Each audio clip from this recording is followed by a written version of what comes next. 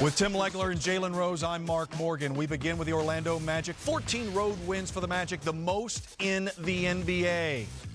Magic leading by 2 first quarter. Boy, when you pay a lot of attention to Dwight Howard, this happens. Yeah, if Dwight Howard gets it deep right there, it's a dunk. But newsflash to the Kings, it's not either or. Defend the paint or take away the three. You can do both. That was Courtney Lee for a 3, then Jameer Nilsson, then J.J. Redick. And that play was a good example, Legs, because they could have threw it inside to Dwight again right there for the layup, or kick it out to J.J.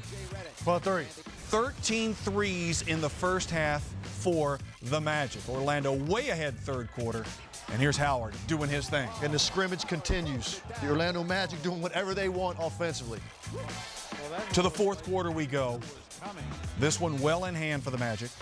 And the threes start raining again. And it's contagious. Once a couple of guys start knocking them down, before you know it, at the end of the game, you have 9 different guys that have knocked down a three-pointer for the Magic. Hedo Turkoglu, Brian Cook, Jeremy Richardson, everybody. 139-107 is your final. Orlando goes 23 of 37 from three-point land. That's the most three-pointers made in a game in NBA history. The Toronto Raptors had the previous record with 21 threes made in a game. Gentlemen, I don't know if we've seen three-point shooting like that in quite some time in this league. Jalen, how good is this Magic team? Everybody in the East talking about the Cavs, talking about the Celtics. What about this team? They're right there, especially if they're going to knock down three-point shots like they were able to do today. Dwight Howard forces the defense to make a choice. Stop you from playing inside and shooting high percentage, because that's what he's going to do, a layup or a dunk. Then it allows the open shooters space to knock down shots, and they have them. Rashard Lewis, Hedo Turkoglu, the list goes on and on. Jameer Nelson's coming to his own.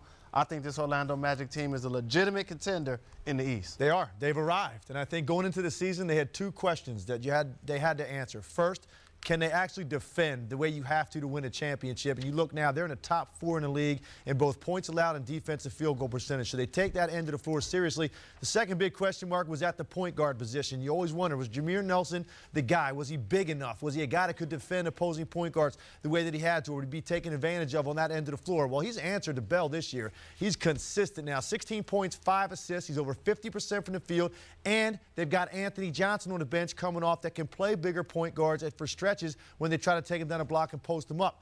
They have 1 question left, and now, to me, it's the bench. They're a little bit thin in number of guys you can rely on off that bench. But listen, with that front court and the way they shoot the 3, there is no question in my mind. If Cleveland or Boston do not come to play, if they have anybody hurt in the second round against Orlando can upset them. And they added Beatrice in that backcourt, which really helps a lot, too, playing against the best swingmen in the Eastern Conference. And as we mentioned earlier, again, the Magic, just like last year, a terrific team away from home. Orlando improves to 15-5 on the road. Let's take a look now at the upcoming schedule for the Magic. I guess, gentlemen, we will find out how good this team is quickly, as you see, at the Lakers, at the Nuggets. Then they get the C's. Then they wrap up January on the road in Miami.